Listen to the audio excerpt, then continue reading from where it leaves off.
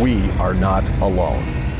These are supposed to be some of the most verified images of giants. People who do meditation for 60 days will lengthen their telomeres. Soon we'll get results, and we'll let you know right here on Beyond Belief. Things seem to be changing in the field of ufology. It's going to be a bumpy ride. That's priceless. Isn't that amazing? Tesla wanted free energy, and look what happened to him. Plenty of evidence to show that they're real. The real question is how and why. There were Egyptian hieroglyphs out in the outback of Australia. In Australia. What are the possibilities? Mars was inhabited, and these were built. We almost can't duplicate today. These are amazing topics. What if there was something like at Area 51 deep underwater? They were killed by some animal. Believe me, we're just getting started. I'm George Norrie, and we here at Gaia are committed to revealing the truth.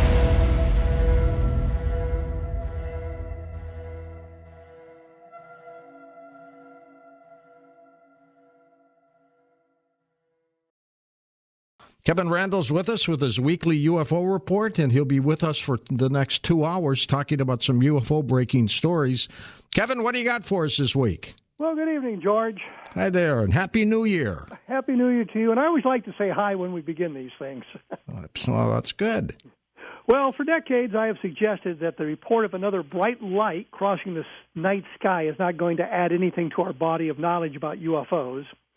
With other witnesses, or without other witnesses, and without corroborating evidence, there isn't much we can do with such a case, not to mention that a light can be any number of mundane and terrestrial things. If there's another chain of evidence, such as an independent recordings of anomalies, then the case takes on added importance. If radar is involved or if there are photographs, there is something to provide additional clues to the identity of the craft or the object. This is where MADAR comes in because it is a system that detects these anomalies, some that are well associated with UFO sightings. On May 2nd of last year, a female witness saw a couple of bright red floodlights above a tree line. She asked her boyfriend if he saw the lights, and he took a quick look. The UFO was described as a matte black, large, futuristic-looking aircraft. It was moving so slowly that it seemed to be almost hovering.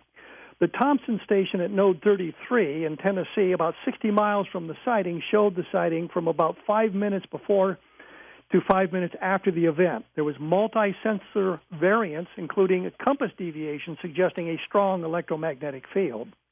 On July 22nd of 2022 in McKinney, Texas, the witnesses were traveling from Allen, Texas to their home when one of the daughters saw a gray, solid-looking cigar-shaped object heading to the north. There were 10 points along the side in a row that were emitting light. The 17-year-old daughter tried to get her camera working as they raced north looking for a place to get off the highway.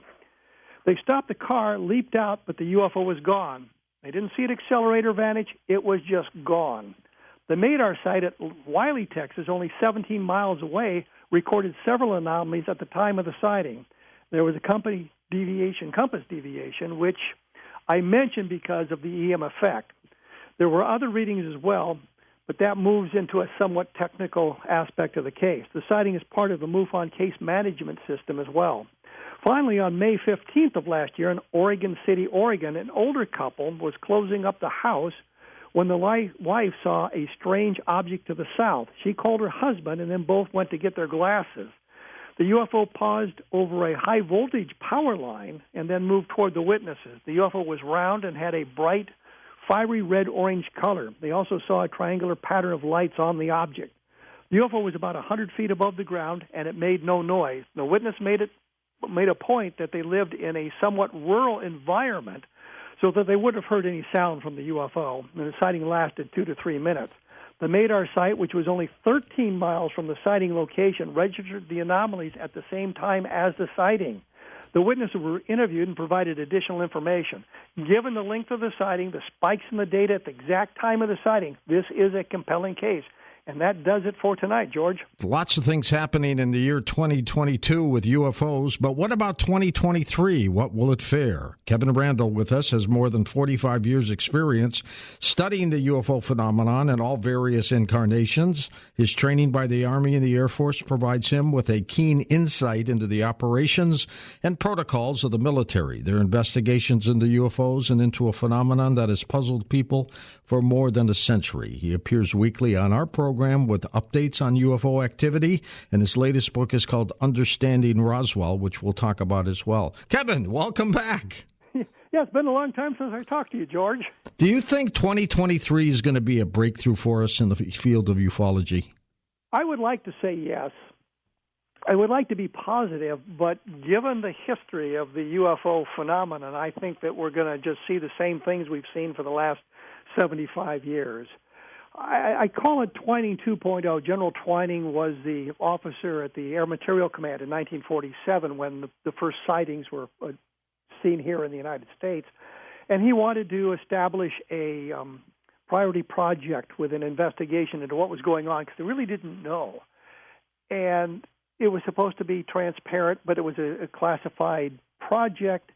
They said the name was Project Saucer. It was really Project Sign and that sort of thing. We move now into this environment. We're in the same point we were at that time. The government, the military, the Congress seems to be interested in UFOs, and yet we seem to see the same sort of dodges that we saw back then.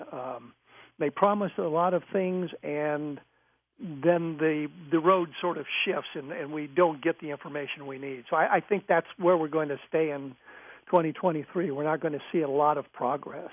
Kevin, with the late Stanton Friedman gone now, I really believe this has pushed you way to the forefront of the Roswell case. You were tops anyway, but this you're almost standing alone out there. What do you think happened in July of 1947? I lean toward the extraterrestrial. I think when we peel away all the nonsense that is surfaced about it, and there's been a lot, and I've contributed some of it myself simply because you interview people, you think they're telling you the truth. You learn later that they're not really as honest as you would hope to have been. But when we boil it down to the basics, there are just some things that are inexplicable. We have no terrestrial explanation for what fell at Roswell. The Air Force explanation of Project Mogul simply doesn't work. And what I do not understand is the skeptical community is supposed to be questioning everything. If you have a good sighting, they question the research, they question the methodology, they question the evidence.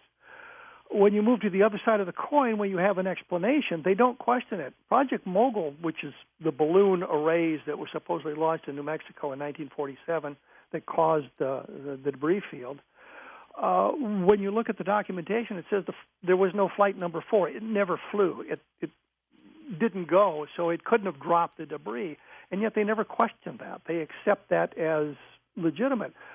So I look at the case and I say I have seen no terrestrial explanation that explains all the information that we've gathered about the Roswell case. There's just something missing from that.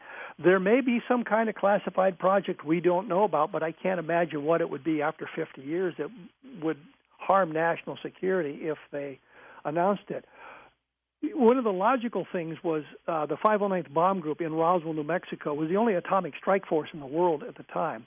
Now, according to the information I've been able to find, and this came from Jesse Marcel Jr. and other people, the atomic bomb at that time, the size and shape, the look of it was classified.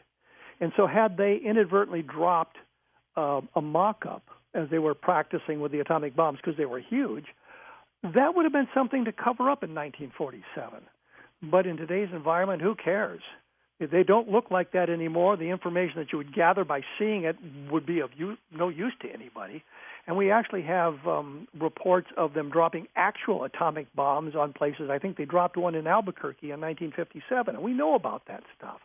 So we have no explanation, a terrestrial explanation that has been offered that I find reasonable to explain the Roswell case, and that kind of shifts us into the extraterrestrial. Are we still waiting for reports from NASA to Congress, or did we get everything we were expecting? We're not getting much of anything. I didn't think so.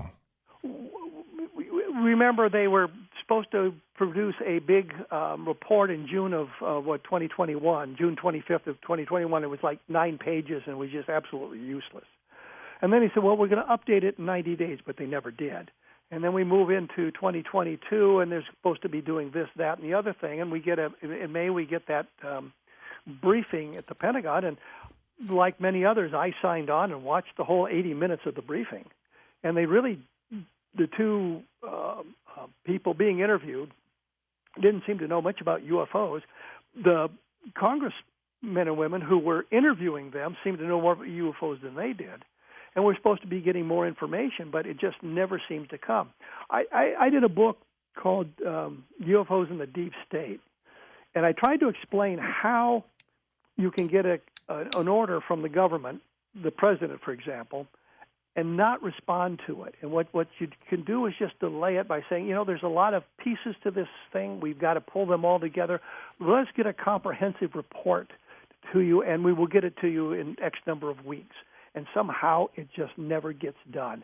And the next thing you know, the guy who was asking for that, he's now out of the government, and somebody else moves in. So there's always all kinds of ways to dodge the questions and delay the information. And that's what we're seeing today. We're supposed to get this information, but it didn't show up. We're supposed to get this information, but it didn't show up. We're in that point where there just simply is nothing being forwarded to us as is of any benefit to us. Kevin, did you know the late Apollo astronaut Edgar Mitchell? I had met him once or twice. I didn't really know him on a personal level, but yes, I had an opportunity to meet with him, sure. I knew him well, and he has told me he under any circumstances over the years before he passed away, that we were being visited by intelligent extraterrestrials. And he admitted, he said, George, I never saw anything going to the moon or anything like that. I didn't see anything on the moon, but I've been told by people in government that I trust that we are being and have been visited. And I believe the guy. There's no reason to not believe him. The thing is, I worked with top secret material when I was an Air Force officer and an Army officer. I worked with that, and I understand how these things work, and I understand how if you don't have a need to know, you're not supposed to share it with other people and that sort of thing. But there also comes a point where you're dealing with professionals at the highest levels, and they do tend to share a little bit of information, even though they know they're not supposed to do that. If you ask a direct question, I think Barry Goldwater was a good example of that. He had some inside information, and he asked LeMay, General LeMay, to see the Blue Room that's alleged at Wright-Patterson Air Force Base, where they kept this extraterrestrial material. And I've actually got a letter from Goldwater explaining that it was the only time that LeMay ever got mad at him and told him not only no, but hell no, and never ask me again or I'll have you court-martialed. So there is some secret going on there that is at the highest levels classified, and there's very little talk about it outside the core of the people you know. So I have no doubt that people that Edgar Mitchell knew would have shared information with him if he asked the questions, thinking, here's a guy we can trust with that information. Kevin, what got you involved in all of this? I always blame my mother. Blame it on Mom, huh? Yeah. She was a science fiction fan, and she read science fiction books which deal with alien civilizations and interstellar flight and all of that sort of thing. In fact, she took me a movie when I was a little kid, Earth versus the Flying Saucers, and that kind of sparked my interest. And so it kind of grew out of there, and from that point on, I would read the books about UFOs from the people that you know, I'm sure you know, like of course, Brad Steiger. Sure. Who became a very good friend, by the way. We miss him, too. Yeah, absolutely. Frank Edwards' books. Frank, I think, wrote more from memory than he did from notes, so he oftentimes got things wrong. The report he did on the Roswell case in Flying Saucer Serious Business, it's just like a page, half a page. He gets virtually everything wrong, other than there was a rancher involved in it. It was something that fell in Roswell, New Mexico, and the Air Force explained it as some kind of balloon with a device hanging from it. But he got most of the facts wrong. But the real point is he was talking about Roswell back in 1965, 1966. And so, I mean, that all kind of sparked my interest in UFOs, and I, of course, became a science fiction fan as well, so it's sort of a double whammy there.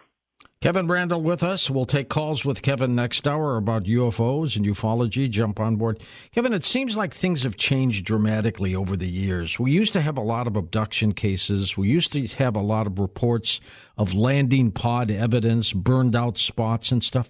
We don't get those anymore. How come? Carl Flock and I used to talk about that before he passed away, and it was always, it seemed like the UFOs had come, gathered the information that they wanted. They picked up samples of the flora and the fauna, and then they took it back to their home world so they could study it at length, not unlike what we would do in some environmental studies that we do. And that might explain part of it. But we also had noticed that tendency that we don't have the same kind of robust cases that we used to have. Kathleen Martin just announced that she was no longer associating with ufology, but had taken her research in a different direction. I've had some correspondence with her about her moving into other arenas. And the other thing that strikes me about the abduction phenomenon, if it was as widespread as it was reported, it would seem to me that there would be a lot more UFO sightings going on as well. And I think we didn't see that sort of thing, and the logistics kind of get in the way. So it makes you wonder, is there some kind of interdimensional phenomena going on that accounts for some of this stuff? Kevin, I had a guest a few weeks ago, Cyrus Parsa, who was convinced there was an alien abduction plan underfoot by the ETs, but it's to create a hybridization program and get rid of all of us and move them in. What do you think of that? I think, didn't David Jacobs do a book called The Yep. Thread a number of years ago that had a similar premise? Same kind of premise. That's right. I'm a little skeptical of that sort of thing, simply because we don't have a lot of evidence. We have evidence about alien abduction, of course. I think one of the strongest cases is the Hickson Parker abduction from Pascagoula in 1973.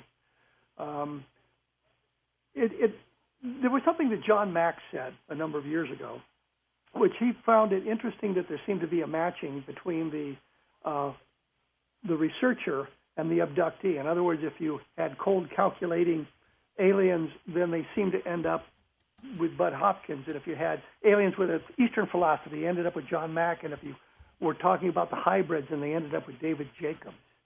And so there might be something in there that hints at what we're talking about here, hinting about it going in that direction. But I think I don't think David Jacobs ever suggested, or maybe he did, that they were going to replace us with a hybrid. But they were developing the hybrids, and they would move among us, I guess, to kind of direct the way we were going and the things that we were doing, so that the planet would be more conducive to their way of life than it would be to ours, which, of course, then would move us out of that arena, out of the world arena. And he has said, though, that he believes that it's a very nefarious purpose, that they're out to no good. And I think that I think that John Mack's philosophy was that they were more benevolent than no good, and I think Bud Hopkins saw them more as being scientifically oriented, gathering their information without concerns with the traumatic effects on the abductees. And then David Jacobs would be of that philosophy. So, I mean, you can kind of pick and choose where you go with this thing. The problem is we're dealing with an alien species, and it's kind of hard to figure out where they might be going. We talk about the vast interstellar distances and how the speed of light limits our ability to move among the planets.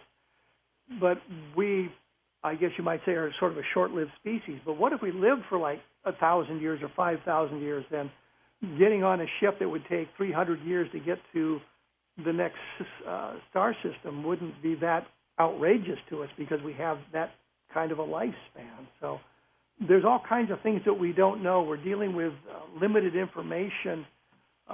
I know when you talk to the abductees, they say, well, I've been told this or I've been told that, but I can't release it to you. I've got to keep it under wraps. Or they could be lying to us as well. We just just don't have enough information to make any kind of really intelligent responses about what their motive might be. What do you think of the work of the late Zecharia Sitchin, who believes that a ET race called the Anunnaki came to good old planet Earth because they needed gold to sprinkle in their atmosphere to save their planet, and they created a hybrid, us, as workers, and here we started. What do you think of that? I've met Zecharia Sitchin, or I met Zecharia Sitchin a number of years ago, and we talked about some of these.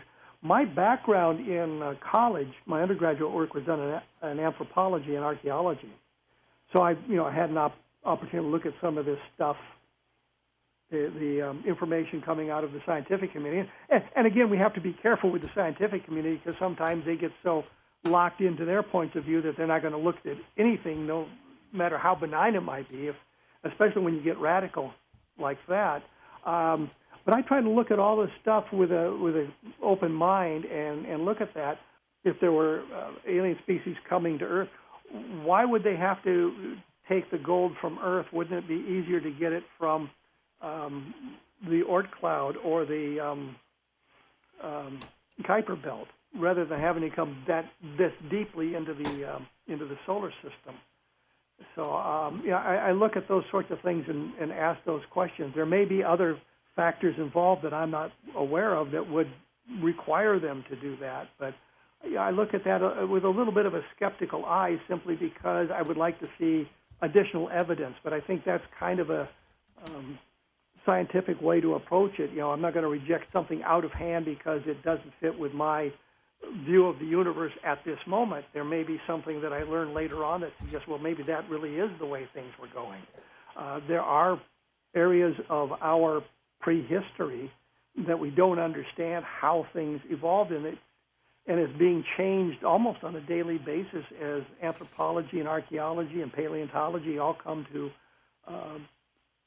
gathering additional information and changing our outlook of the world. And the best example I can think of is, well, the dinosaurs went extinct, and we now know, well, they really didn't. The theropods changed into birds, basically. Yeah. We have dinosaurs today. We just they don't look like we expected them to look like. So, we just have to look at the way science is changing and where things are being discovered that take us in different arenas. Kevin, since 1947, what percent of U.S. presidents do you believe have been informed, advised about the UFO situation? Well, I think that when you look at it, Harry Truman had to know because he was the president at the time of the Roswell crash. Dwight Eisenhower had to know because he was the chief of staff chairman of the Joint Chiefs of Staff, I should say, in 1947, and the information would have gone up through the chain of command through his office, so he would have known. When we get to John Kennedy, I don't see any need to tell the president about the UFOs unless something spectacular happens. And Kennedy had nothing during his administration that would have required him to have knowledge of UFOs, and the same thing with Lyndon Johnson. But you can take a look at some of the things that have gone on since then, and they might have had to brief certain presidents about it. I don't think they briefed him if they didn't have to, and if the president didn't ask questions. Jimmy Carter asked questions, and that was kind of what I was alluding to before, with him wanting to know what was going on with the UFOs, and he asked his director of Central Intelligence. While Carter was still president-elect, he asked the director of Central Intelligence, who happened to be George H.W. Bush, about UFOs. And Bush said to him, and I outlined all this in UFOs in the Deep State, that he wanted to remain on as the director of Central Intelligence. And Carter said, well, I'm having my own guy come in. Aha. And then Bush said, well, you aren't the president yet. You don't have a need to know. How about that? And he could get away with that because what's Carter going to do? He couldn't fire him because he wasn't president yet, and when he came in, he was going to get fired anyway. So, and he was too honest. Or else he could have said, "You're going to be my man when I get in." Yeah. But that kind of led to the idea that if Jimmy Carter asked the questions, and of course he got distracted with the hostage situation in Iran and that sort of thing.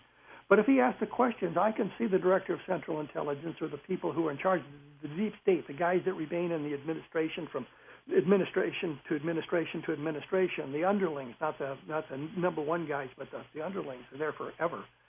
And they would say, well, we got to pull this information together. It's going to take us a while. And we got to go to this agency and that agency, and somehow it never gets done. And we've seen some of that, like I said before, with the what's going on today, where they say, well, we got to do this report. And I am convinced what happened was when the mandate came down to produce this report in 6 months, the people in charge figured they're going to forget about it in 6 months. We don't have to worry about it. And then suddenly, in the weeks just prior to the date it was due, the news media and the UFO community began asking questions about it. Oh, my God, we've got to come up with something. And so they came up with that ridiculous report, and they put it off for, well, we got additional information, we're doing this, that, and the other thing, and we've got to put it off. And they just never get the things done. And now we're dealing with, well, NASA may be looking at it, but what are they going to be looking at? We're told that they're not only going to go back to 1996 to look at the information. Well, what about everything that went on before then? I think Christopher Mellon said recently that they were really going to go back to 1945, which would have been the Foo Fighters from World War II, and, of course, the Ghost Rockets, and then we get into the Roswell case. But it's just all over the board, and you just see how they're manipulating the situation and hoping other things would get in the way of having to worry about this UFO stuff. If it breaks the way we expect it to, the way we want it to, how do you think it'll be announced to us, Kevin? I think the aliens are going to have to do it. They're going to have to land in such a way and in such a situation that it can't be denied. That's the other thing you learn in intelligence. You know, you've got this almost like the day the Earth stood still, right down there in Washington D.C. Yes, but you have this situation where in intelligence you deny everything. If it's classified, you deny it, even though the other people may know something about it. You deny it, knowing full well that the enemy can come out with the information. A good example of this was President Eisenhower denying that we were spying on the Soviets with the U-2 spy planes. He said, no, we're not doing that sort of thing.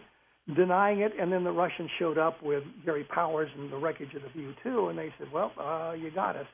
And I think that's where we're going to be with the disclosure of the UFO information. It's the aliens are going to decide, we are here, deny it now. You know, we've landed at in Central Park, or we've landed on the mall in Washington, D.C., and there's going to be no denying that they're here.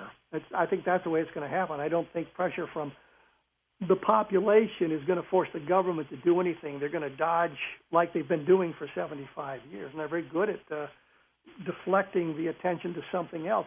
I mean, we see it already with the Navy cockpit videos, where we're given these cockpit videos, and they say, this is really anomalous, this is really incredible, we don't know what it is.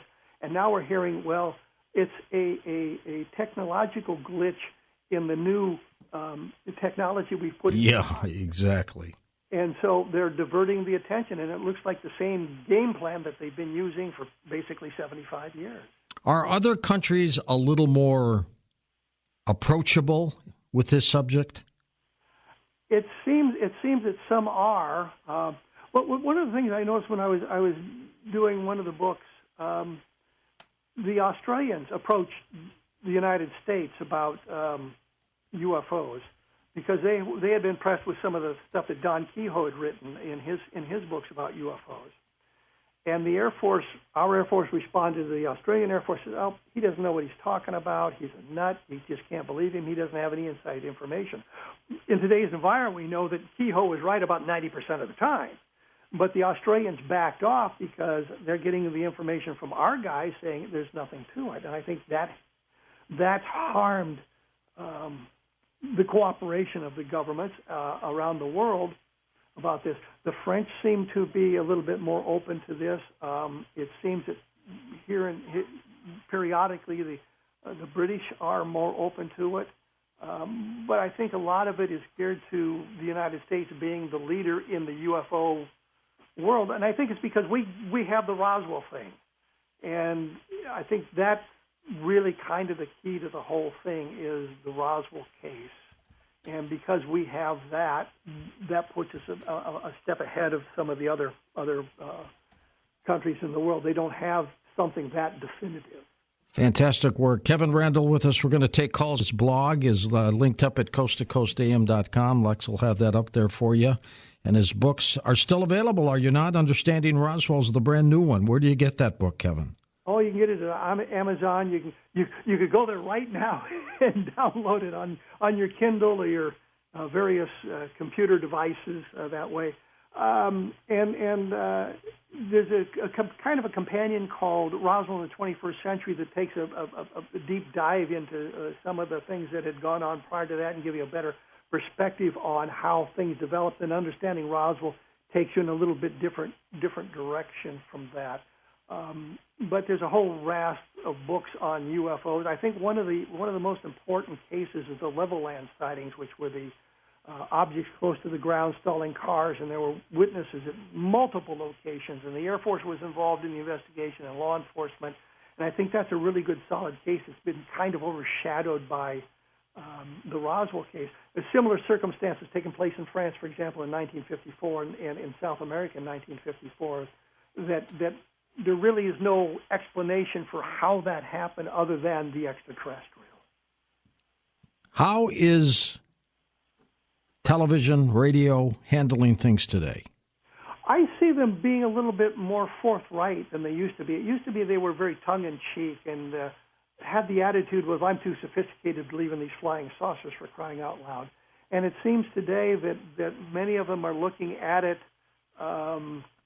with a little bit more seriousness. They try to get a little bit deeper into the information.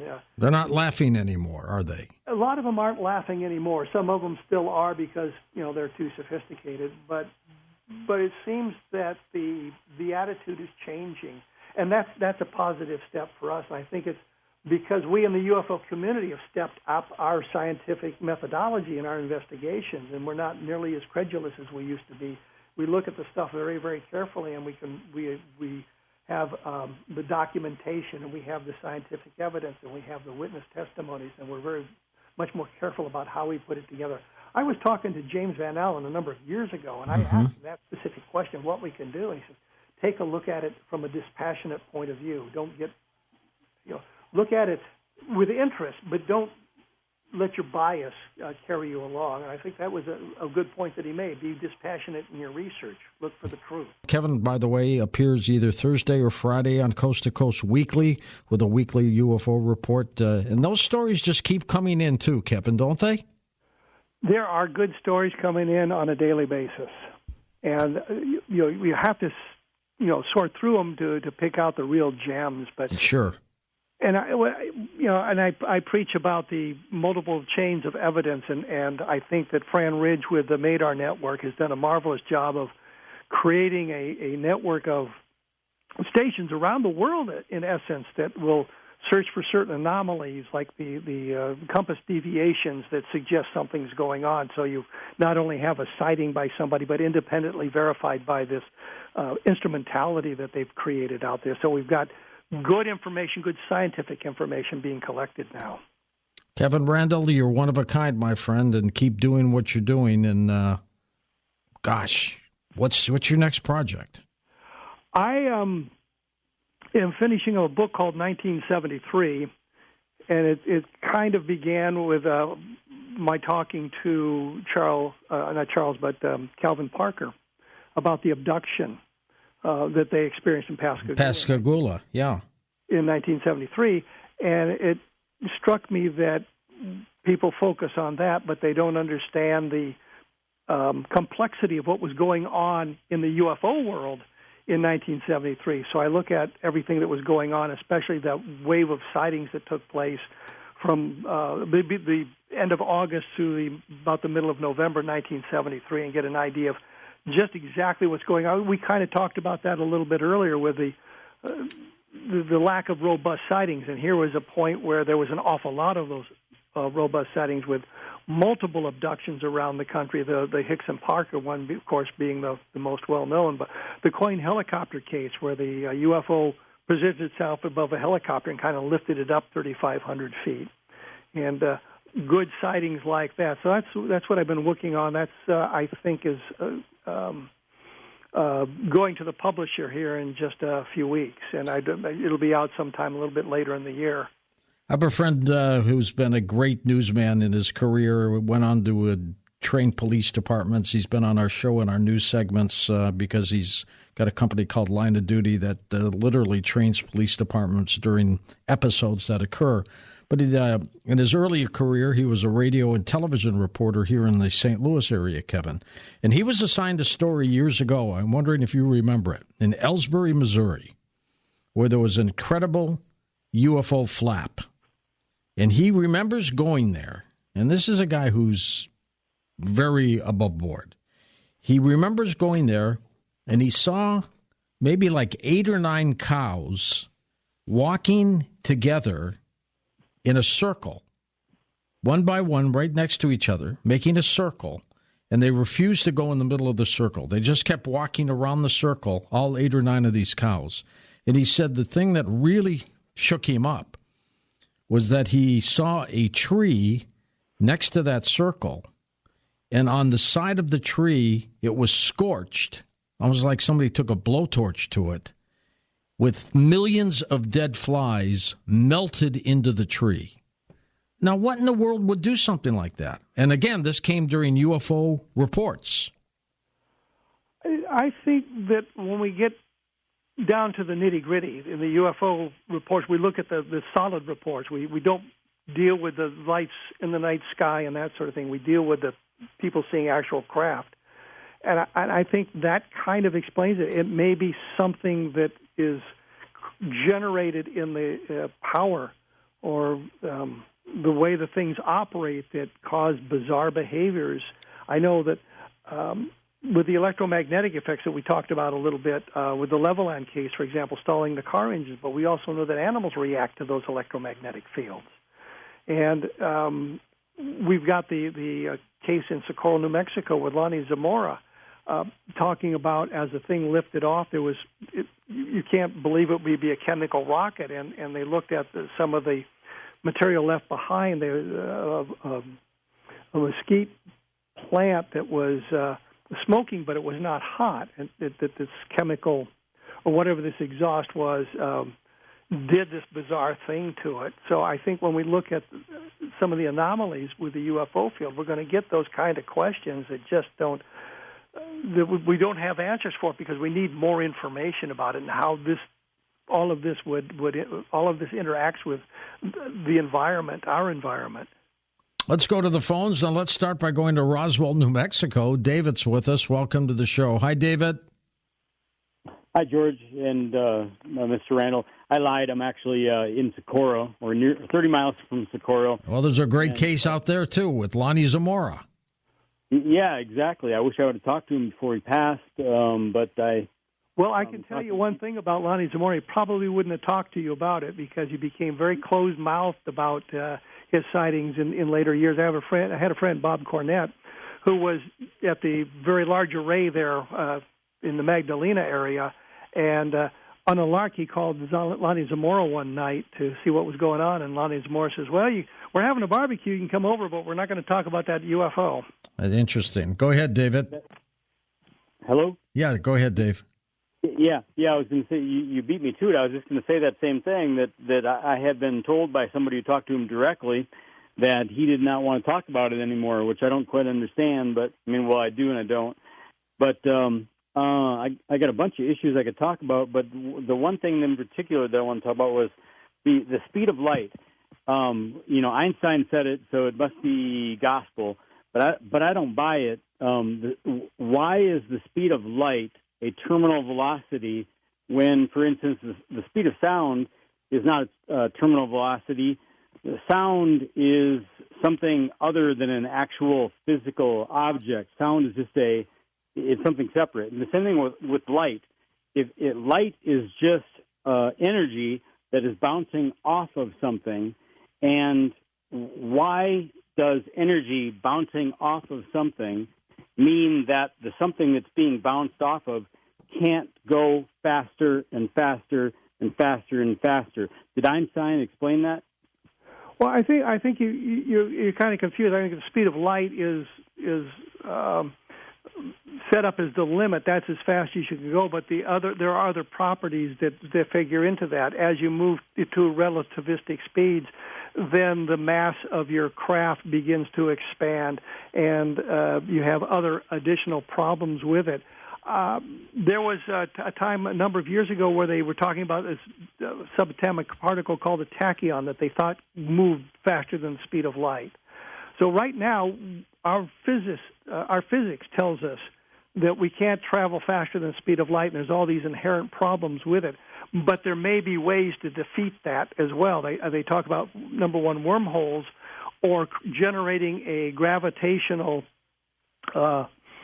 area that kind of bends the universe to your way of thinking. The best example I can think of is if you put a dot at two ends of a piece of paper, 11 inches apart. Well, they're 11 inches apart, but if you can fold that paper, then they touch, and that changes the whole dynamic of getting from one point to another.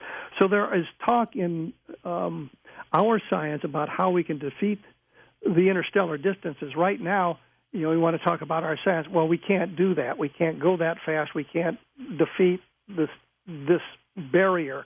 But there may be ways that we don't understand that it can be done. So we have to look at all of that. And they've learned how to bend, I'm convinced, space and time, where if you put two dots on the end of a piece of paper, one at one end, one at the other, fold them over so the two dots touched, they're basically traveling like that. They've learned how to do something like that, Kevin. Yeah, that's kind of where I'm at as well. And I know in science fiction, an awful lot of the discussion is about that sort of thing, ways of bending space or warping space to our travel so that we can get from here to there. And then you have to wonder, well, what kind of energy is required to do that sort of thing? And is it harder to go short distances than it is longer distance? I know if you take a look at our airline industry, it's easier to go from New York to Los Angeles than it is to go from Des Moines to Los Angeles. It's a shorter trip, but to get there, you've got to do these other things because, we live in flyover country and that sort of thing. So you've got to look at all of those sorts of things. But we really don't understand all of this right now, and our science is changing on a daily basis, and our physics is changing. Kevin, explain the Lonnie Zamora, the late police officer's UFO case. Well, again, I did a book called Encounters in the Desert where I looked at this thing in depth. And the one thing that got me started on this is I was talking to a couple people, Ben Moss and Tony Angelo, and they were telling me that people had called the police station prior to Lonnie Zamora seeing the object, the object landing in Socorro. And I wanted to know, well, did you look at the police records? Did you look at the police records? And I never got an answer from them on that. So I began looking at it myself and found an actual report from the night of the sighting that said basically people had called the police station, so there were other witnesses. But Lonnie Zamora was chasing a speeder, heard a noise or an explosion on the edge of town, thought a dynamite shack might have exploded, and he went over to see what was going on. He came up over a rise, and down in the arroyo below him, he could see a craft a thing that he thought was an overturned car at first, and as he approached, he realized it was more of an egg-shaped object, and there were two beings outside it. He got within 50 feet of it. I mean, he got close to it, so he got a good look at it. The craft eventually took off, and as I mentioned, it left some areas of burned areas and smoking debris behind, and there were landing pads as well, landing traces as well. Those were inspected almost immediately by government officials. A guy named Captain Holder, who was an Army officer, and an FBI agent named Burns, interviewed Zamora that night about what he had seen and what he had done. He was afraid that he had seen some kind of experimental craft from White Sands and might get in trouble for talking about it, but there's no evidence that is a possible solution. The problem with the case had always been, well, it's single witness, and then, as I said, I got involved in it and discovered there were these additional people who'd seen the thing in the sky prior to Zamora seeing it, had called the police. The police didn't write down their names. Oh, jeez. And nobody bothered to follow up on this. And I'm thinking, so Coral, back in 1964, April of 1964, when the landing took place, wasn't that big. You knew the flight path, based on what Lonnie Zamora had seen, it wouldn't have been that hard to knock on doors and say, did you hear this? Did you see this? Gather that information. But somehow that never was done. The Air Force investigated. It is one of the very few cases, I think there's 3, in the Project Blue Book files where the witness saw alien beings, creatures. And isn't it that case that got J. Allen Hynek, who was heading up Project Blue Book, to start believing in ETs? It began to change his mind. The head of Project Blue Book at the time was an Air Force officer named Quintanilla, and he was kind of rabidly anti-UFO, but he said in his memoirs that this was the one case he couldn't explain. And he said he knew the UFO nuts would just have a field day with this, but he had no explanation for it. It's one of the 3 cases in which beings were seen and the witnesses were not labeled as having some kind of psychological problem. They accepted it. Quintanilla said that he believed that the answer to the case was in Zamora's head, meaning that he had seen something or understood something that hadn't been properly communicated to the investigators. But Hynek did go investigate, and it was one of the things that began to turn him around because of the nature of Zamora and other sightings that were taking place in New Mexico at the time, which the Air Force denied Hynek permission to investigate. So he's in New Mexico. There's another landing the next day in La Madera, New Mexico, which I think is up toward Santa Fe. And he wanted to go and investigate that case, and the Air Force says, no, you can't do that. You got to come back to Ohio. So you've got all that dichotomy going on, and there were additional witnesses to seeing UFOs in the area at the time. So it becomes a much more solid case when you take a look at the whole thing. And that's what I did encounter in the desert, was look at it, not just the Zamora end of it, but all the other things going on in New Mexico with UFOs around that time. I think that came down, Kevin, from a mothership. That's my guess. I would go along with that. I can't see that the craft that Zamora saw would have been an interstellar craft, and so it would suggest that it had to go meet something else. Not unlike our lunar lander going back up. That's right. Exactly. To get back to the Earth. So I think about that. And the other thing, when you talk about the mothership idea, you say, well, why do we have all these various kinds of UFOs? And I'm thinking, well, let's pretend you didn't know what an aircraft carrier was, and you've got how many different kinds of aircraft being carried on the aircraft carrier. You not only have the fighters, but you've got helicopters, you've got prop planes, you've got all this other stuff going on that comes off the aircraft. They all have specific missions. So why wouldn't an interstellar craft have various kinds of craft to do various kinds of missions when they get to their destination? Let's go to Susie in Burlington County, New Jersey. Welcome, Susie. Oh, hi, George and Mr. Kevin Randall. Hi. I'm lost at getting any help with what's going on where I live. I've already tried to get hold of Marco Rubio, and for some reason, and MUFON was actually here at my place to witness. What'd you see? It started like 3 years ago, and all of a sudden there was these just bright things in the sky. You couldn't miss it. I noticed it. I don't know how other people. I'm in a mobile home park, and you can't even see this mobile home park from the road. It's very hidden. Yeah. And we're not far from there, McGuire, Fort Dix, Joint Air Force Base, and Army Base. And you can't get anybody out there to investigate these things? I try. Everybody's keeping quiet about it. And I am scared to death because a few of these objects, I went outside. They threw fire down at me, okay? Oh, geez. A stream of flames. They could have killed me, but they didn't make the fire go right on me, right in front of me. Well, I was on the phone with a friend. I was screaming. Out there. I was so terrified I didn't even want to live here anymore. I'm still in this mobile home. Kevin, do you think they're ET related?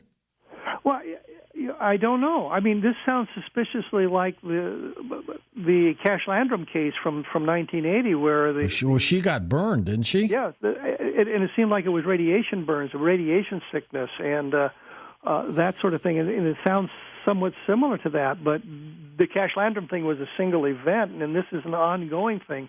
And you say MUFON has been out to investigate? George Filer, you can look him up. He was in the service for years. He's he's one of the giants of MUFON. Exactly. Yes, I know George Filer. But he came out, Susie? Yes, he came with a man named Frank. I don't know Frank's last name. They were on my porch. I was so happy finally to get somebody that would see this and witness it. That's all I wanted. Someone to know what's going on here. What can you do to keep up with this kind of story, Kevin? I guess keep checking in with MUFON? Well, absolutely. Keep on George's tail. But have you recorded anything? You got videotape or digital recordings, photographs, or anything like that? I think anyone is aware. I think the Air Force Base definitely knows. George Filer told me that he actually followed UFOs when he's a pilot. He was a pilot. He said he used to follow UFOs. Then he told me at Fort Dix, the Army base, that's next to McGuire Air Force Base, he witnessed a gray alien being shot. And I asked him, I said, Mr. Filer, I said, you didn't shoot it, did you? And he said, no. And I said, why was it shot? And he said to me, because it was told to stop, and it wouldn't stop. It was at the base. They must have had it as a prisoner. He didn't go into detail. He just told me that it would not stop. I don't blame him at all. Definitely, Suze, get a hold of MUFON and keep pushing. And maybe you, Kevin, can call George Filer about this Burlington County, New Jersey case and mention Susie's name. Back with final calls in a moment. Kevin, what keeps driving you? What keeps pushing you in this field?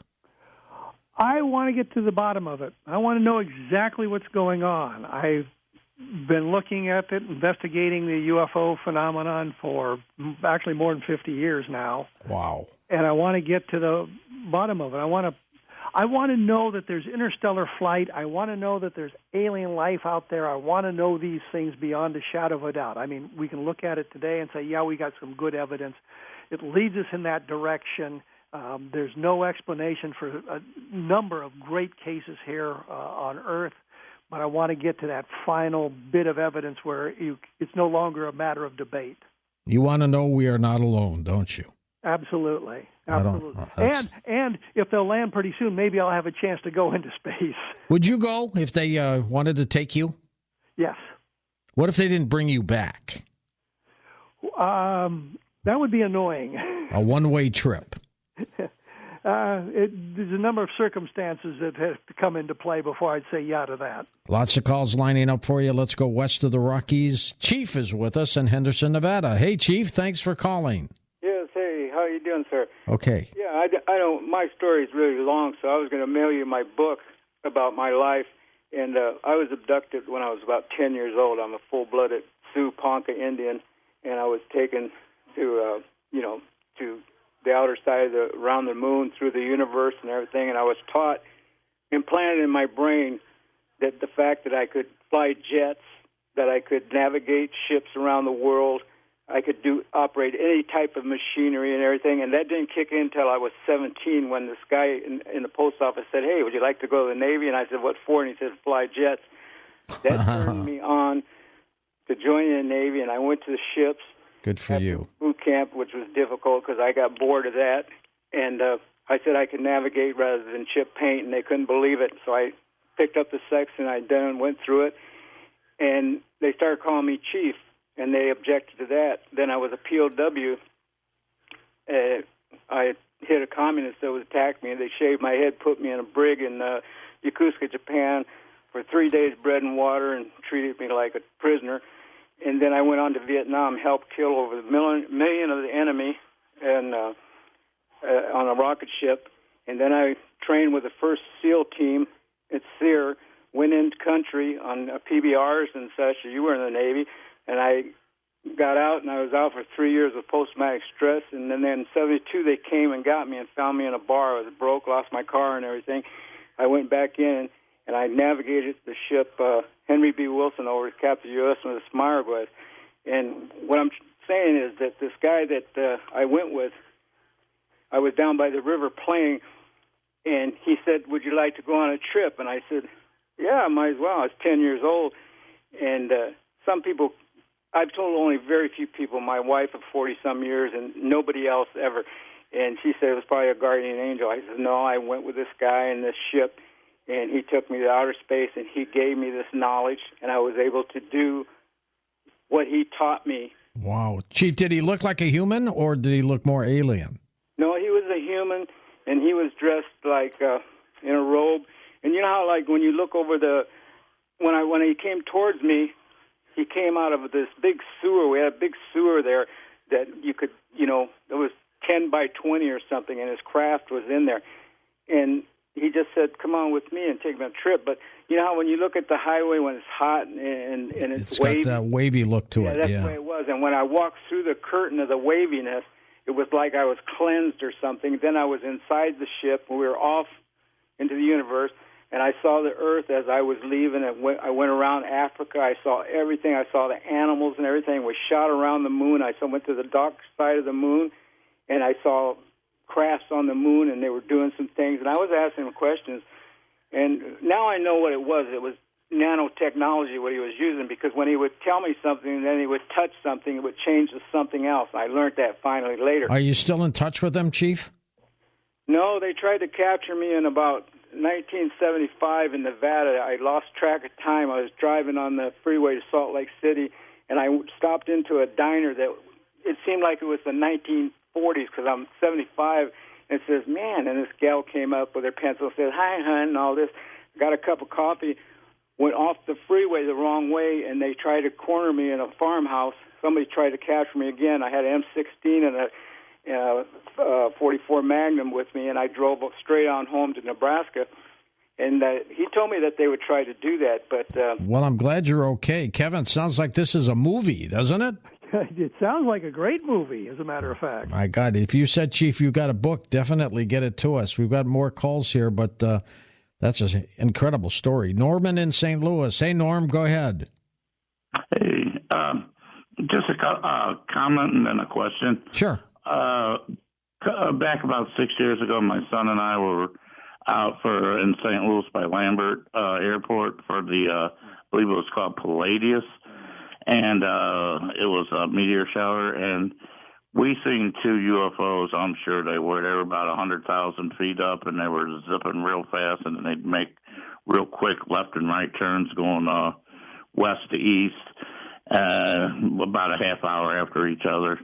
And then I seen a video of one that was like over the Dome of the Rock in Jerusalem, and it was like hundreds of tours that I had remember cameras, and I never heard that get debunked, but that was a pretty cool one. But my comment, or question, I guess, is like if you go, over the years, you got dinosaur bones, and then you got,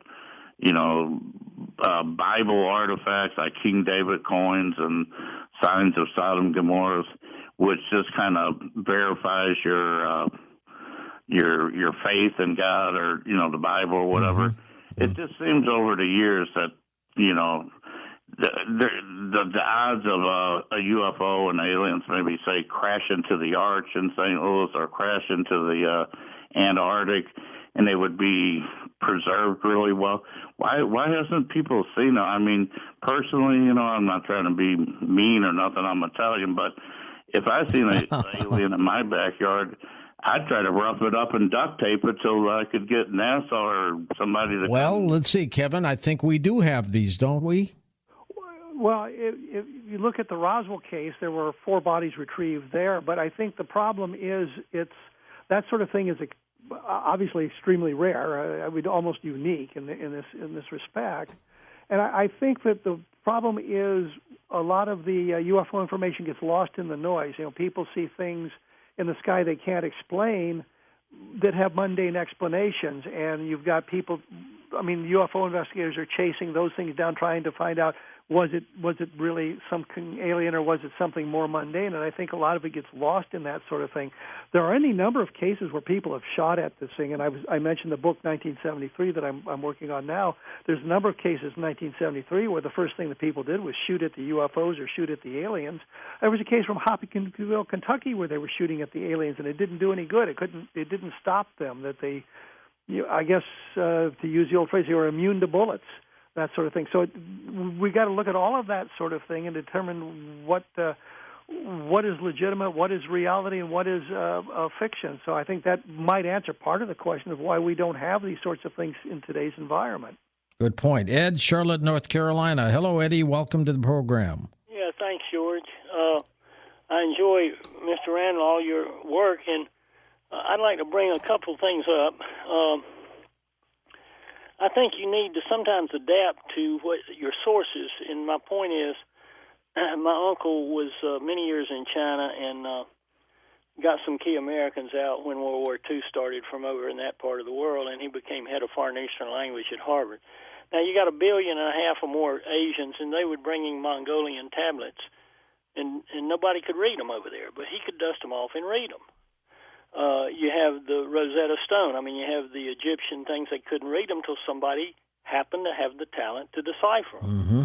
Well, Sitchin, at 10 years old, he was telling his Jewish scholars, no, you got that wrong, And so he and these are on stones, which are for preservation of what happened, as long as they're not weathered. I mean, we have the Dead Sea Scrolls on paper, but they were rolled up and put in clay jugs in a cave. So to preserve them, you have the Sumerian text or whatever that Sitchin just looks at it. He's just reading what he sees. They're just reading what they say. And I think that, to me, that adds a lot of credence. Now, he brought up the thing about coming here to mine gold, and also, George, you had someone on that had found 50, 100, 150,000 circles, and I won't take the time, but they were directly underneath the pyramid going down into Africa, and he talked about abandoned gold mines, and he took one of these stones to go to Hawaii to give a talk, and when he landed in New York, the thing, he had it in a briefcase, it set off all the alarms in the airport, and yet, he couldn't detect any. Yeah, I believe that was Michael Tellinger. Yeah, and so, and the last thing I want to ask you, George, is you had the palm reader on your anniversary show. Is he the one that was in London? No, he's here. I know he is, in L.A., right? Yeah. But didn't he say, you had one on last year that had gone from L.A., was working in London, and he talked about... That might have been him, Vernon Hubble. Him, I think. Yeah. It was him, and I tell you what, this is what hits me, Mr. Randall, is sometimes when you get somebody that he should not be talking at all about reptilians or anything, but why? This happened to him. He was there, and he said, these reptilian people were coming to me, and he described them as not able to feel emotions. They were very unemotional, and he said they were incredibly more brilliant than we are, and he was so uncomfortable they would use him for business deals. He was so uncomfortable he went back home to L.A. Now see, I wasn't expecting to hear that from him, but someone who pointed out the reptilian to me in a couple of sentences that has real good reason, in my opinion, to know. A few years earlier, had told me they don't experience love like us. They're very non-emotional. They don't, and they're cold-blooded, and they are very much more intelligent than we are. So I'm just saying, I think you need to look to your sources sometimes, and I guess my strength is relating the normally unrelatable, but I love to find a source like the palm reader that I'm not expecting to hear anything from him on reptilians, George. He was one of the best. Kevin, what do you hear about reptilians? I hear very little about it. I know that there's discussion about them as part of one of the races involved in the abduction phenomenon. And I've talked to a number of abductees who did mention, and they weren't really talking about reptilians, but talking about how the aliens didn't understand our emotional makeup, didn't know how we thought and how we felt, and it was part of what they were attempting to learn by their abductions here on Earth, to get a better feel on how we think, because they didn't understand it. Next up, let's go to Joe, Long Island, New York. Hey, Joseph, go ahead. Yeah, hi, Kevin. You could consider any place on the Earth as a kind of strange landscape, but to me, like For example, lower Arizona, as you go towards the Mexican border, seems very strange, almost like another planet. So I'm wondering if you've seen patterns where these crafts or sightings would be located in certain landscapes that might be more appealing to those aliens. There are hot spots that people talk about, and there are points where UFOs were seen frequently and not so much anymore. Ted Phillips was looking at some stuff in southern Arkansas, I believe it was, where they were having some almost nightly type observations of things. We could take a look at the Marfa Lights, which is an ongoing phenomenon that nobody seems to have a good explanation for. I think what we see, though, is like I said, there are hot spots, and sometimes we don't get all the information. In today's environment, it's not quite as bad as it used to be, but we don't get all the information, so we are unable to pick some of this stuff out. But if you're dealing with multiple alien races, it would seem to me that they might prefer a certain environment. One race might like the desert heat and the dryness, and another might like the cold of the Antarctic. It's just, you kind of have to look at that sort of thing and figure it out from there. But as I say, we kind of lump all the UFOs into one big basket, assuming a singular motivation for them, and there may be multiple motivations, and there's probably a lot of things we don't understand about the way they operate. Kevin, in our lifetime, do you think we're going to get the answers we're looking for? I've been hoping of that for 50 years. and it got another 50 left? Yeah, I hope so. I plan to live to be 150, so we can maybe do that. I don't know. Our government has no motivation to release the information, and so we got to rely on the aliens to announce themselves and change the dynamic of the conversation. But I just don't see I just don't see any motivation for our government to release the information to us. All right, Kevin, we'll talk to you next week with your weekly report. Well, thank you, George. Been nice chatting with you for a long time. Absolutely. It's about time. Kevin Randall, an expert on UFOs, and he gives us weekly UFO reports, as you well know. The Coast mobile app is now available for download on iPhones and Android devices. You can become an insider directly through this app. This is a great option for our international listeners, and new users will also receive a free 2-week trial.